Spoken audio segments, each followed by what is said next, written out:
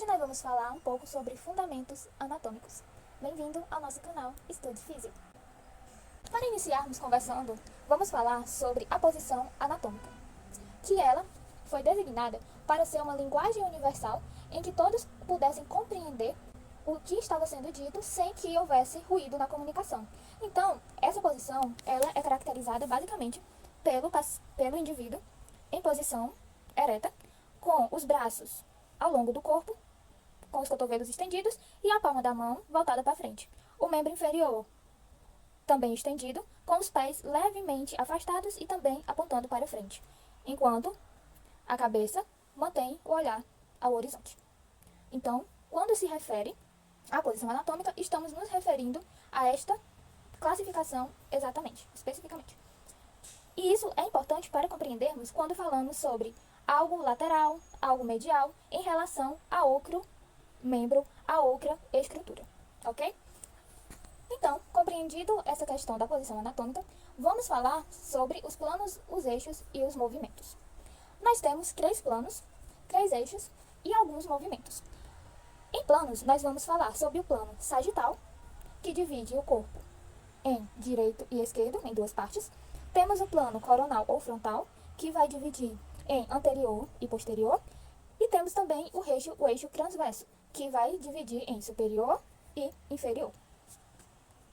Iniciando pelo plano sagital, nós vamos entender que já vimos que ele é dividido em lado direito e esquerdo, ou seja, em 2 partes. Isso nos permite compreender que, se ele tem essa divisãozinha no meio, podemos dizer que é como se ficasse um leve sulco, uma leve fenda entre as 2 partes. E para ligá-las, nós precisamos de algo que as una, e isso é o eixo, para que essas partes consigam se movimentar em torno desse eixo, ok? Então, o eixo que liga o plano sagital, que está dividido em 2 partes, uma direita e uma esquerda, é o eixo látero-lateral, que vai de um lado ao outro. E isso permite que nesse plano o indivíduo realize os movimentos de flexão e também de extensão dos membros. O próximo plano é o plano frontal ou coronal, que ele vai dividir em anterior e posterior, o que está aqui atrás dessa barra. Então, se eu tenho 2 partes divididas em anterior e posterior, logo, para me ligar essas 2 partes, eu preciso que um eixo vá de anterior a posterior, fazendo com que esses 2 planos sejam interligados por essa barra. Então, esse é o nome do eixo antero-posterior. E nesse plano, nós podemos realizar alguns movimentos. Os principais são a abdução e a adução, que a gente já conhece normal. A inversão e a eversão do pé, a inclinação ou flexão do tronco lateral e também a elevação e a depressão da escápula também acontecem no plano frontal. E o terceiro plano é o plano transversal ou horizontal.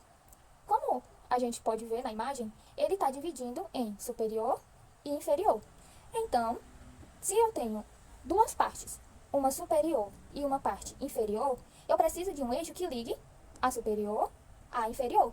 Então, o nome do eixo é eixo superior-inferior, ou eixo longitudinal, também podem ter outras nomenclaturas.